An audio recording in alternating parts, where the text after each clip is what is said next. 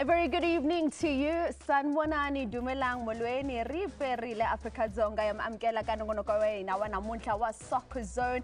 And as you know, we always say kwibhola likanobhutshuzwayo ukuthi every single season begins with a story.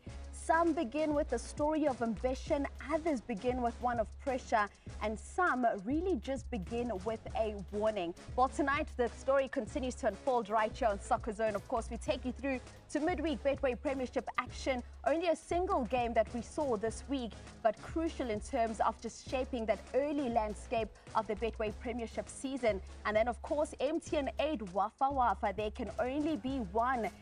The away teams this weekend securing that early advantage moving into this weekend's second leg. And across the Atlantic, the EPL is back. Man United again. What a start to the season, losing 2-0 there to Hull. Angham Binget, Ningizim Africa, of course, joining me in studio are some of the best of football minds. We've got the Hask and Mark Haskins. Hask, let's talk about just those early advantages we saw this weekend in the MTN 8. High level, your thoughts?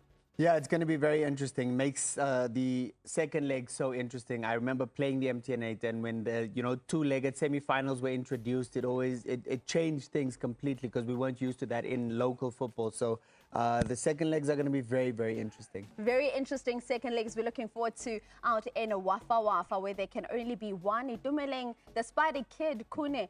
Uthi kumele simbize Spider-Man, kodwa i-nickname yomunye umuntu leyo. Rather call me Spider then. Not Kid. Okay. I'm grey everywhere. Spider, I'm grey everywhere to be called Spider Kid. Okay, Spider.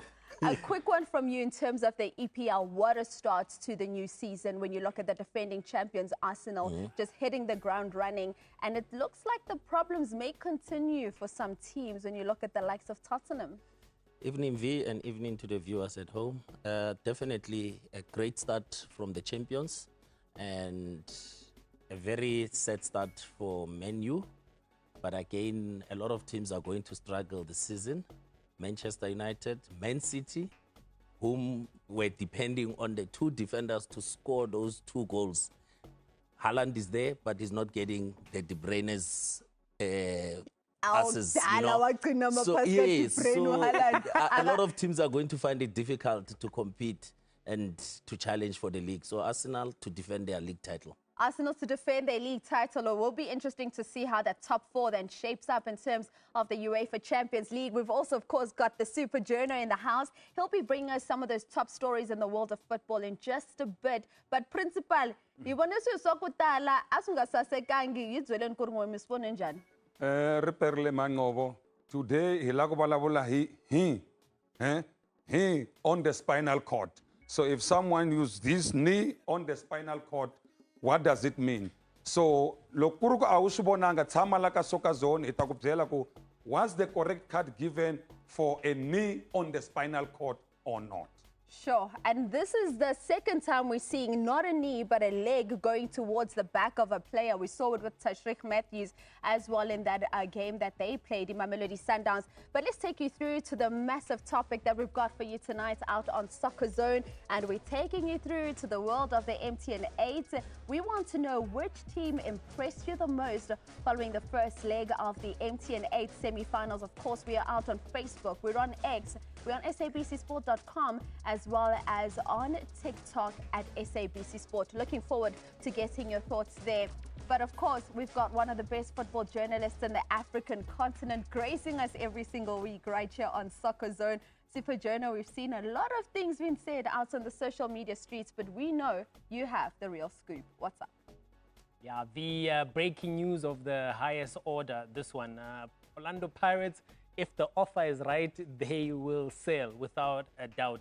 A story we broke very early in the morning on Sunday and carrying it through now with Orlando Pirates confirming that story on sabcsport.com that Patrick Tito Maswanganyi moving on to Bahrain, the name of the club, Al Qadiyah Sports Club in Bahrain. So we'll get further details of that move as it unfolds. But he said his goodbye, and the team has also now confirmed that he's leaving. But V, I believe your analyst there have got a few words to say about Tito leaving the Buccaneers. Absolutely. Hask, let me get your thoughts because Mazol is saying if the price is right, Orlando Pirates will sell. Well, you can see that they're very clear in how they're operating. If there's a profit to be made, we know that a lot of clubs lament the fact that it's not profitable to run a football club. But Orlando Pirates, I don't think that's the case. They've literally changed the narrative in that regard, and they've done exceptionally well in allowing players to move along and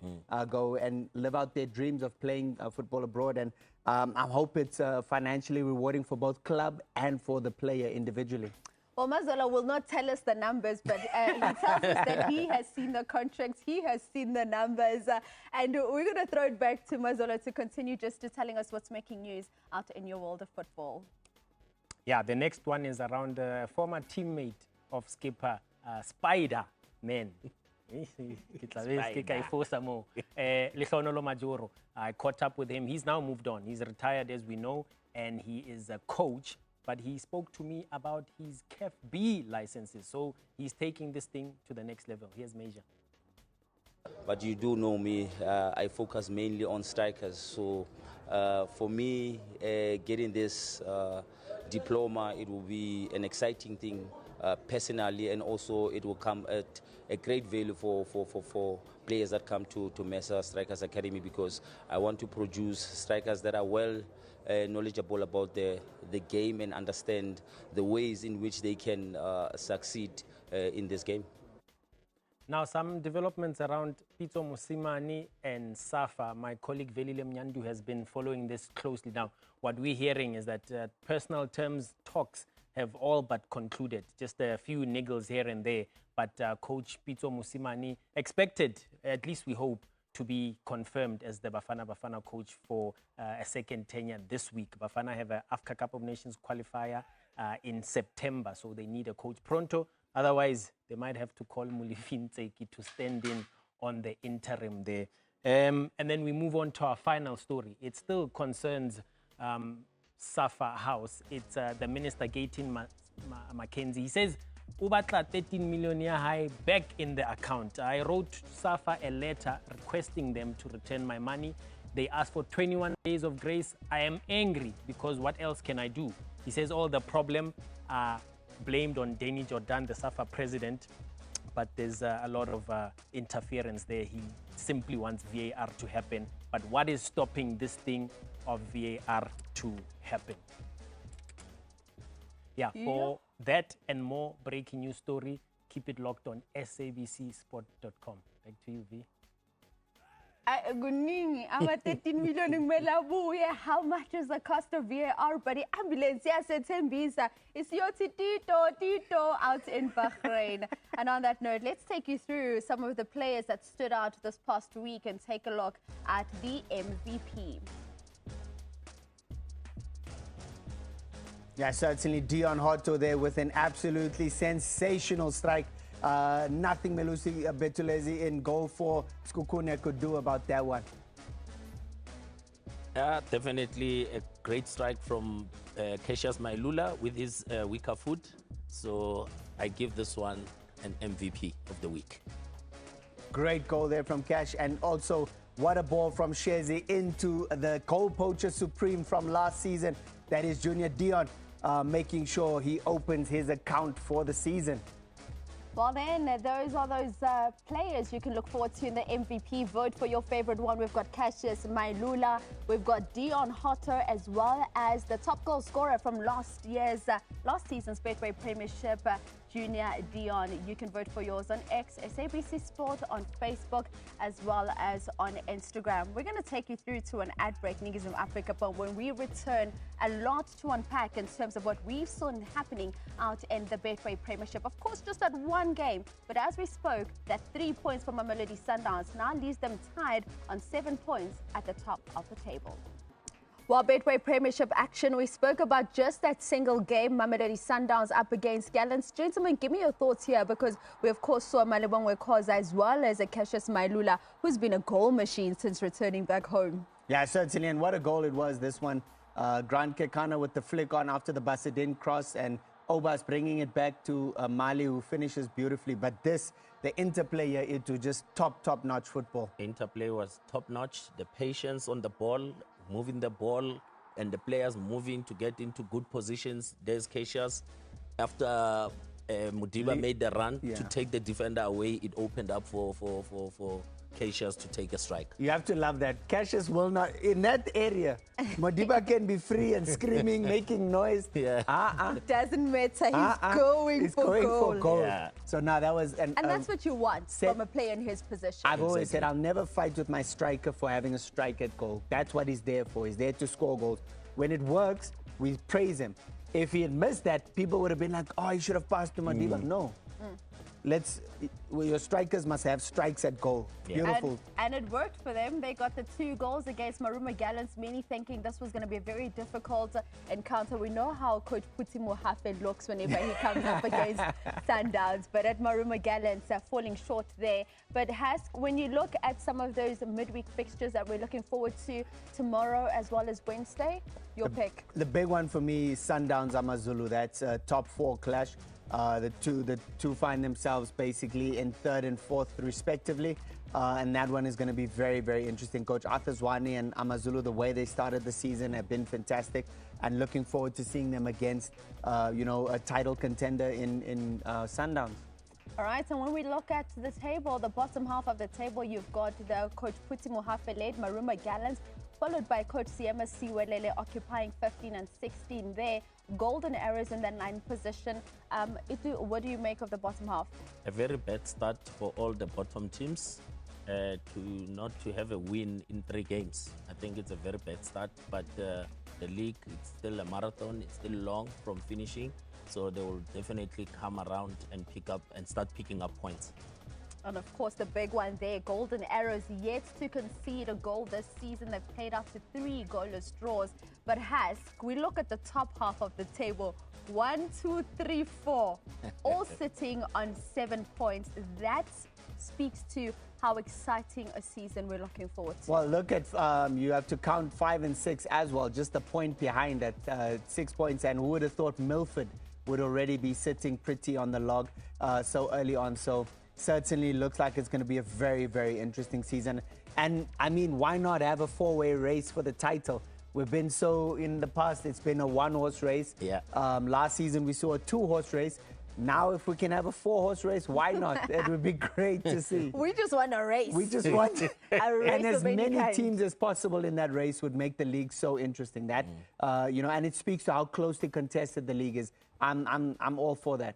And of course, as things currently stand, you've got the Orlando Pirates, the Kaizer Chiefs, you've got Mamelodi Sundowns as well as Amazulu, all sitting on 7 points. We speak about this midweek fixture that we saw between Mamelodi Sundowns as well as Maruma Gallants. And of course, a big talking point for Mamelodi Sundowns has been just seeing the change in terms of the starting 11s. No straight starting 11 coming through from Coach Miguel Cardoso just yet. Let's listen to the coach, though, speaking now on the starting 11s for Mamelodi Sundowns this season.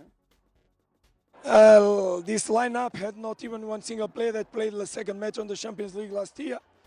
Unfortunately, a lot of losses, but we cannot complain on nothing. We showed in the second half that we can make a good game. So the team has to show, the character has to appear, and the players have to rise to the level, because we are also giving opportunities that later in the season will not appear. If they don't show, they will lose the tempo, they will lose the momentum, and another one will raise. So it's also a sign that the players need to understand. But we need everybody, and let's see. Let's think about Wednesday now. They need everybody, says Coach Miguel Cardoso. Interesting trend we've been seeing with Mamelodi Sundowns. Their opening game for them this season, of course, MTN 8. We see them then move into the league where they come up against TS Galaxy. They make 4 changes between that MTN 8 fixture to the TS Galaxy fixture. And this is what the TS Galaxy lineup looked like. We move to the Kaizer Chiefs game. We see another 4 changes. We're seeing the likes of Abasadine coming out. We see the likes of Mkhulise making his way in, Orbis making his way in, Modiba making his way in. Let's talk to what we make of what the Sundowns starting 11 has looked like, because on average, we're seeing 4 changes. Only 1 player in Marcelo Allende has played all 5 of their games. Yeah, certainly. Ronwen Williams was one that played pretty much all the games except this weekend with the MTN 8 where Ricardo Goss did duty. That's been a bit of a worry for me since the beginning of the season, because when do you find any kind of rhythm? When do you build that rapport amongst players when constantly there's players being chopped and changed, players in and out of the squad, and sometimes you'll be in the starting 11, then you don't even drop down to the bench, you drop out of the squad completely. Things like that. It's hard to find your rhythm, find some kind of synergy, and that is so important. And it's so early on in the season, and yes, it's an unusual preseason, off-season that we had, I should say, with the World Cup happening, and you're going to need to rest those who were there. But still, I still feel like, it's going to be hard for them to find any kind of rhythm. And of course, try to just manage that workload. Hasks mentions the World Cup, a lot of players being involved there. We then see a shift, Itumeleng, moving from this gallant 2-0 victory to the MTN 8 this weekend. We go to Golden Arrows. We see them make 6 changes coming into the encounter against Golden Arrows. We're seeing the likes of Mutiba getting a start. I mean, last week we heard Andile saying perhaps this is the ugly duckling. Will the ugly duckling become the swan? We see Mdunyelo and Ndlovu Goss getting their first starts. 6 changes coming into the first leg of Wafa Wafa. We remember the players that featured more than anyone else in the starting 11 against the Golden Arrows. They didn't feature much last season. The players that has featured much are out injured, or either the coach is trying to manage their load. Because those players competed in domestic cups, they competed in the league, played every single minute, and they also competed in qualifying for the AFCON and the World Cup. So Club World Cup also, they haven't had enough rest since they started all those cup competitions. So I would understand why they made 6 and 4 and 4 changes in their starting 11s. Yes, Coach Miguel hasn't found his 11, his best 11, but you would understand that players now are going out injured because of fatigue. So players deserve their rest so that the French players can be given an opportunity. And it's good seeing your Lebo Mutiba starting the game, but he also has to raise his hand and score a goal, at least to show the coach that, coach, believe in me. And I mean, we look at Ekram Reyners. We only saw him in that opening game of MTN 8. But I understand Itumeleng speaking about managing the workload, wanting to avoid the injuries. But in terms of just allowing the team to then have that fluidity, when you come into a knockout game, a cup competition, first leg, where the players don't really know how to play together in a competitive fixture. Again, you would have thought, there were lessons learned. We saw last year where it was against TS Galaxy, if I remember correctly, in the Nedbank Cup, where he made wholesale changes, where it was only one player that wasn't changed. It was 10 changes. And, it was a less than convincing performance where they lost 2-0 to TS Galaxy in the Cup. And that came from, you putting together, yes, they train together every day, but under, the high pressure of the actual official matches, it's very different. And so, finding that balance, that's what coaching is all about. And so that's what is going to be the primary focus of the coach right now, to find the right balance, and the periodization, the man management of the players, all that's going to be all important. And has he gotten it right? Time will tell. Time will certainly tell whether he's gotten it right. Of course, here, certainly got it right in terms of the result. And when you look at the 3 points they were able to get against the Maruma Gallants. But of course, some questions to be asked in terms of some of those officiating decisions that were made in this game. And we do have the principal standing by now to just unpack it for us. Principal, says this Betway Premiership loko ilang tisa Mamelodi Sundowns na Marumo Gallants. Welcome to the referee's corner. Let's start with Mamelodi Sundowns and Marumo Gallants. There are challenges that we're going to have a look whether they are careless, reckless, or excessive force. Careless, no yellow card. Reckless, yellow card. Excessive force, big red card. Let's go into Nuba and see this challenge. Where does it fall within? You can see Mudau there is feeling some pain.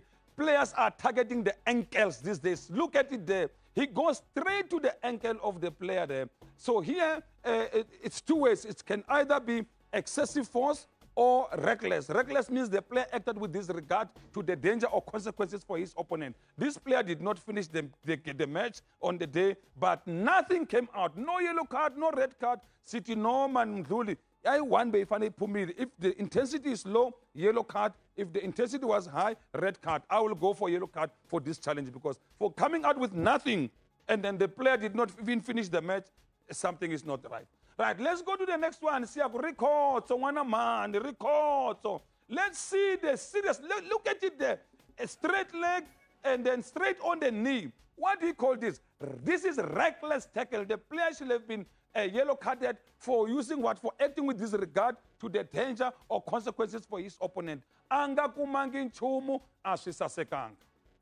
Asusasekanga, those two coming through from Betway Premiership midweek action. Marumo Gallants, they were, of course, away to Mamelodi Sundowns. They went down 2-0. Thanks to the principal, Marama Refixomela Tugnyusa Masogisi Gangan.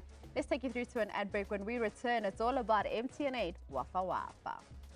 Sekhukhune United in the all red. The Buccaneers in the black and gold this afternoon. So much on the line. So many different ways this first leg can go. Apollos has drifted to the other side of the field now. Masilela clips it to Dion Hotto. Lungu has swapped sides. That's a great ball. How about the finish? It is smack bang delightful. Dion Hotto. That is out of this world. Former MTN8 champions square off at the Lucas Masterpieces Moriba Stadium, with both yet to lose since the start of the campaign, as Mamelodi Sundowns take on Golden Arrows in the semi-final first leg clash out in Atteridgeville. I-Arrows ngoku izawuthemba uba kungaba kunokuphela esiqingatha sokuqala i-Sundowns ingekalifaki inqaku. I-Arrows izawutsho ithi sisemdlalweni. Naba bethatha ibhola nangoku i-Golden Arrows bafana besi-10 ayibeka phambili ibhola Dion ufikile phezu kwayo isniper besikade sithule wayibeka emnatheni 1-0 enqaku lawuthetha lukhulu kwi-Golden Arrows bakora kude nekhaya. Well, taking a look at the confirmation of the MTN8 results, Orlando Pirates 1-0 away from home against Babina Noku, while Abafana Vestal unfortunately falling short at home. In fact, their first loss at home in a cup competition in terms of MTN8 since August 2024, when they fell at the hands of Stellenbosch FC. They go down to Golden Arrows. And of course, this weekend, we will be bringing you the second leg of the semi-finals. Orlando Pirates is Sekhukhune on Saturday, and then on Sunday, Golden Arrows will be hosting Mamelodi Sundowns. Let's speak first about Mamelodi Sundowns. You look at what they were able to do. Things in terms of those stats has looking very similar to what we're used to seeing from Mamelodi Sundowns in terms of them having that ball position. We saw them midweek, 74% of that ball position. But let's actually start about Saturday's fixture. Orlando Pirates. Let me come to you, Dumeleng. Yeah. Orlando Pirates away from home against Sekhukhune, who we know in the recent years have been a trouble team for the Buccaneers. Talk to me about how Dion Hotto then finds the back of the net in the 43rd minute. And this was after we saw quite a number of chances coming through for Pirates. Yeah, no, they created quite a number of chances, V, but for Dion Hotto to overlap all the way from the left back position to go and get that most important away goal, it was very important for Orlando Pirates. He's leading by example. He's a senior player, and he's showing that if the chips are down, he will raise his hand and be counted amongst the best players to wear the Orlando Pirates jersey by scoring that crucial goal and taking them to the final, because they are the defending champions and they definitely want to do well and defend their cup, but they still have to go and play the second leg on Saturday and make sure that they qualify for the final. All right, of course, Orlando Pirates coming then into the second leg out Escotini. They come in with that advantage. Speak to me about that when you look at also how this team has been shaping up. We saw a completely different midfield coming through for Orlando Pirates in this encounter. I mean, you had an Apollos that was coming back into the Orlando Pirates starting 11, but we see Mtiane, we see a Masilela, where we see no Tito even in that starting 11. Now we know why. We'll actually illustrate that quite nicely a bit later. And yes, that midfield, Mokobodi alongside Mtiani, They've been fantastic. And then, you know, Masilela and Oswin, we know Oswin is supposed to be playing wide, but he doesn't stay wide. He just floats all over the place, and he's so difficult to deal with. But Pirates have a very clear game model. We know that Sibele Bele as well as Dion Hotto, you know, the wingers generally want to invert, so that gives them the latitude to go out wide and get very high up the field.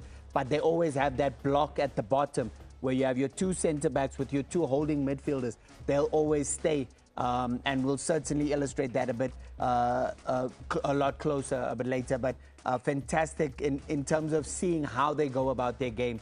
And everybody understands the assignment. Everyone knows exactly where they need to be at any given time.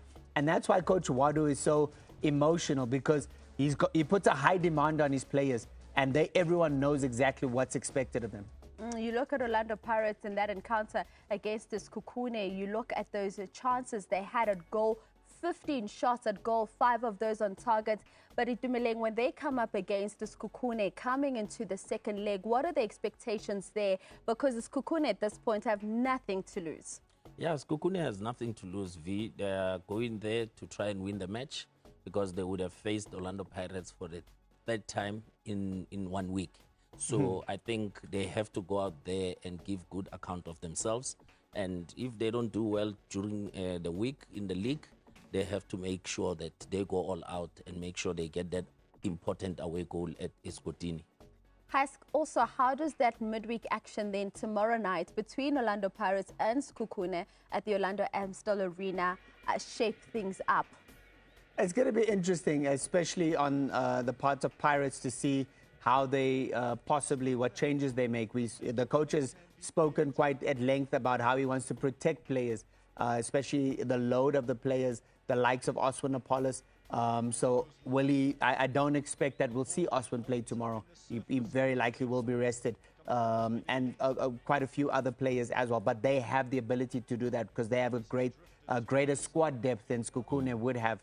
Sekhukhune really missed the likes of Lepasa and Mashilwane, their two fullbacks on the left and right respectively. That was a big blow for them, and you can see already that their squad is stretched quite thin.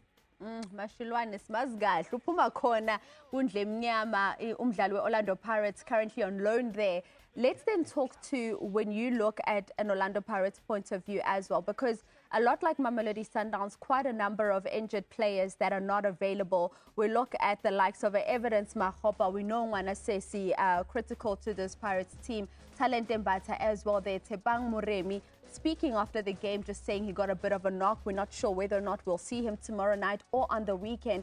But of course, Sihle Nduli, a massive one for them against Amazulu after just coming back. We've got the Shenko Kabelo Dlamini as well, who now with Tito being gone, may be a very necessary player for Orlando Pirates, but also still recovering from injury.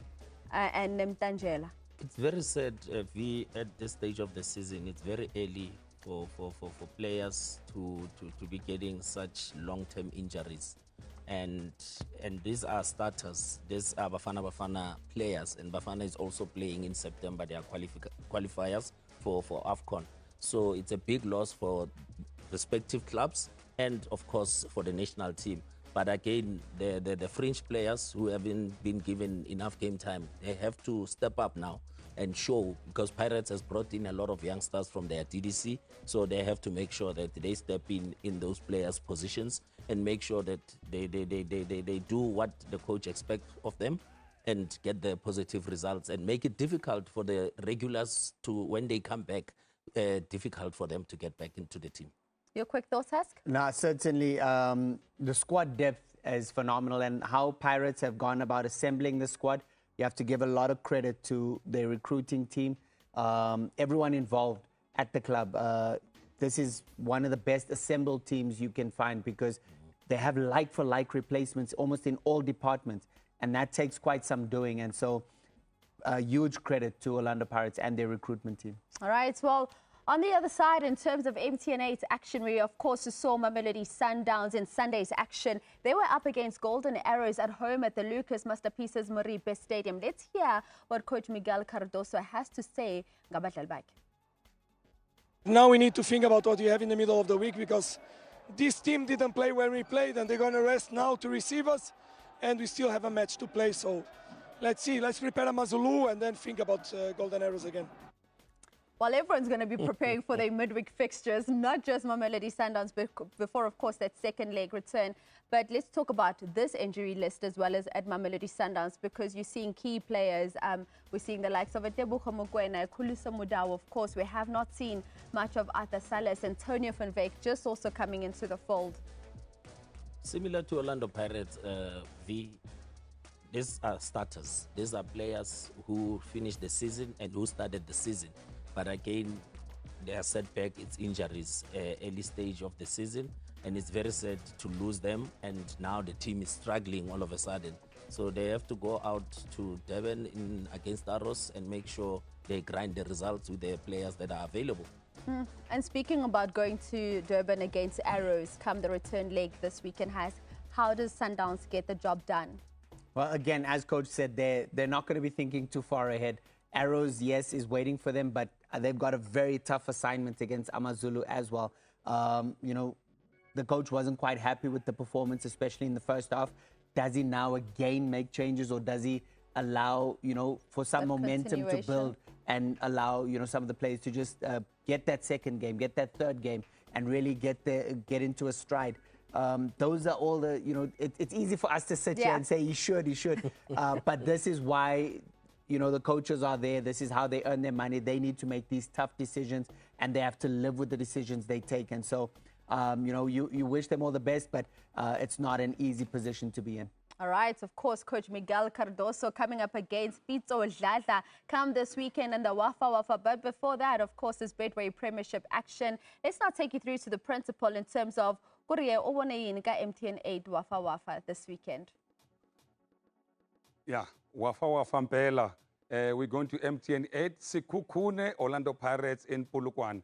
Now here there's Matimbi with a knee on the spinal cord. The sensitive part of the body that must be protected is the face and the spinal cord. Asambeni sobona no uMatsimbi ena ukhahlela kuphi uraha kwini, right? If you can look at it here, here is the ball. Now he's behind with a knee on the spinal cord. This is very dangerous. This is serious foul play. Yellow card came out, but when you have a look at it, you'll see that this is more serious foul play. Look at it there. So this is serious. You can break someone's spinal cord. So red card should have been issued in this situation for Matsimbi. Matsimbi angatlangi sona se urabano like a spinal cord. Ashisasekanga Matsimbi like a. Let's go to the next one. Cassius Mailula made a cross, and then a goal was scored by Gajeni there. Right? Was this correctly ruled offside? Let's go and draw a line. We'll show it to you that here you see Tamahasimata flagging for offside. Was he correct in flagging for offside? Harry and Robona here, now. We draw the line. You can see that Mailula is in an offside position. We wait and see, does he play the ball? He played the ball. Therefore, correct decision by the referee, assistant ref to flag for offside. All right, Sulo Swako Saseka. So far, when Swako Saseka, so 1 namunhla in terms of Betway Premier as well as MTN 8. But of course, as you know, as we do every single Monday right here on SoccerZone, we bring you a masterclass with the Husk. Husk, what are you taking us through tonight?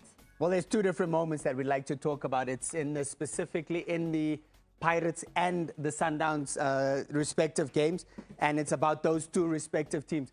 So we'll talk about Orlando Pirates to start with, and the way they attack is absolutely mind-boggling for any team to plan against. So when we look at Pirates attack, I want us to start and look at their midfield setup, because those are your four players. Mokobodi, Mtiani, you got Apollos and Masilela there. But look at where they are on the field. The ball gets played long. Sibele makes a run down the flank, and I want you to see where these players end up. Now right here, look at who's on the ball. That's Mtiani on the ball. Look at where Osman Apollos is showing for the ball. Masilela, look at where he is already. From that long ball, they all know where they need to be. They get there in quick time. Now, look at this interchange between Osman Apollos and Masilela. Yeah, beautiful ball in there. But look at what it does here now. Look at the concentration of Sekhukhune players in a small area. And what do? They transfer the ball from that area where there's a high concentration of red jerseys. They move it across. When it moves across to Dion Hotto, what have we now created? Almost a 2v2 situation. But what is I must take it back slightly here. Dion Hotto, what makes this work is how quickly he plays it. One touch, second touch out of his feet. Before Moby even can get to him, Dion Hotto's already on his bike, moving along, going beyond, scoring the goal. Now this is critical.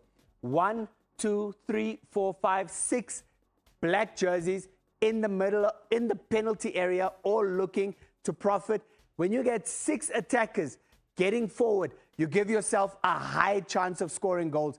That's what makes Orlando Pirates so dangerous. When we move on to Mamelodi Sundowns, we speak about the 3 moments of football: in possession, out of possession, transition. For me, Sundowns in this game needed to do a little better. Look at this moment here. Look at the Arrows players, how they react. They've lost possession, but look at their transition. Much better than Sundowns. Arrows are now in possession. Look at the difference in reaction, the body language of the Sundowns players as opposed to that of Arrows. Again, we'll see it here. Look at this. There's going to be a turnover of possession. We've highlighted 5 players there. It's all about the body language. Look at the reaction.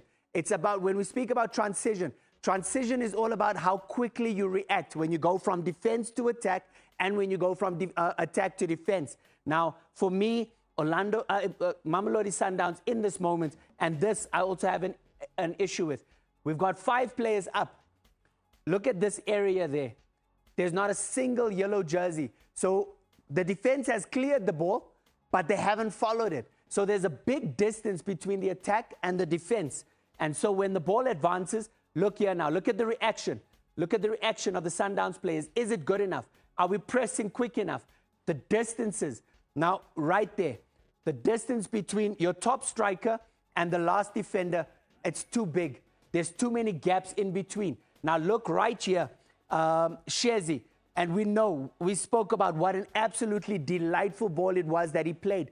But look at the amount of space he has. Now, we see the Sundowns defenders. Look at them, all with their backs to goal. We've already put Obas, has just put his head down and is running backwards. Why is he not going to the man on the ball? If he goes to the man on the ball, Allende then can try and cover the space that he's afraid of leaving. But all that, the distance is not good enough. And look at the space and time that Shezi now has. Takes his time on the ball, and what a ball he puts through. That is very difficult for the defense to deal with. But again, the transition from Mamelodi Sundowns could have been a lot better. And that's something they'll have to work on moving forward. Because if your opponent beats you in terms of how quickly they transition, a lot of times that can be the difference between winning and losing football matches. And that's the masterclass by the one and only Hask Junior Dion, finding that winning goal. Shezi, the provider. When we return after the break, well, it's early season pressure for the likes of Manchester United and Liverpool, while Mikel Arteta's Arsenal, they have started the season with a dominant opening victory. They look relaxed and they look like they're possibly going to defend the title. EPL coming up after the break. Confirmation of those results coming through from the English Premier League. Arsenal 3-0 victory against Coventry. Hull taking down Man United by 2-0. Leeds securing a very late victory against Nottingham. Man City, they were able to come back and take the victory against Bournemouth. You look at Liverpool, Newcastle 2-2. Brentford 3-0 against Tottenham. Speaking to some of the problems we are likely to see in the English Premier League this season, I want us to start speaking about Man United and Hull, because that's a very, very interesting result and possibly something that many were not expecting. And of course, the game you can look forward to on SABC this weekend will be Bournemouth up against Everton. Of course, Bournemouth opened their account with a 2-1 loss against Man City. But let's take you back to Manchester United. Not the ideal opening game for the season for Glory, Glory Man United. Yeah, I feel for Michael Carrick. I love Michael Carrick as a player. He did really well as a coach, but it was always going to be, does he have the pedigree to take them long term? And already now there'll be doubters after this performance, the humbling, we should say, that they took at the hands of Hull City. After, they made a few signings as well, bringing in the likes of Tillemans, some really good players. But will it now take time for them to adjust and, acclimatize in the Man United setup?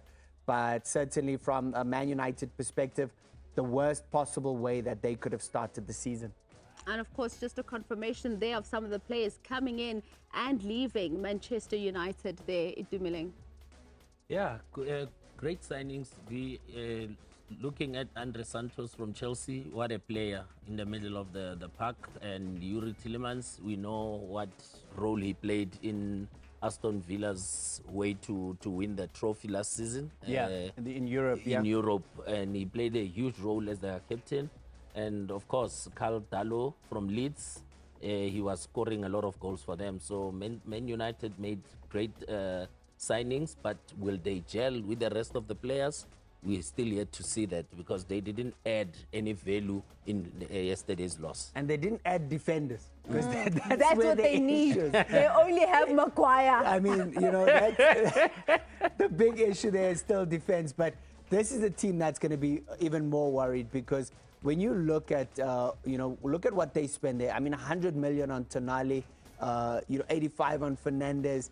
Van Hekke cost them 52 million. So they're well over the, the 200 million mark. And, to get humbled by Brentford in the London derby, 3-0 on opening day.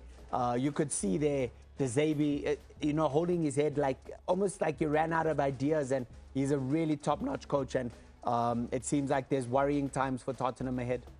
And they have the best of everything, the best facilities. I mean, you look at the facilities at Tottenham Hotspur, De Zerbi, seeming like there will be lots of problems for him this season unless the team can change things around following their 3-0 opening loss for opening their campaign this season. Let's take you through to an ad break.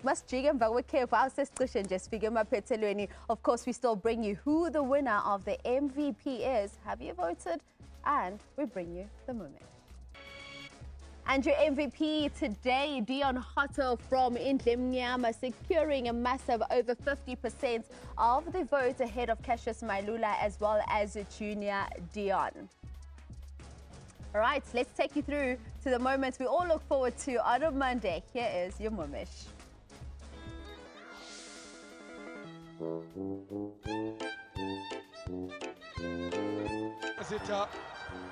abayiqhama ka botlhale Zeta tlhabela kwa pele Zeta fela be go tswela ka kwantle William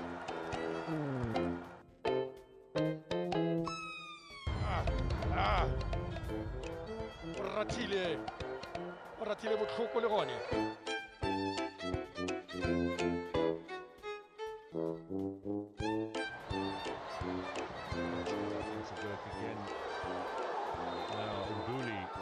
down. There'll always be some concern. First glance, it looked like a twist in the ankle.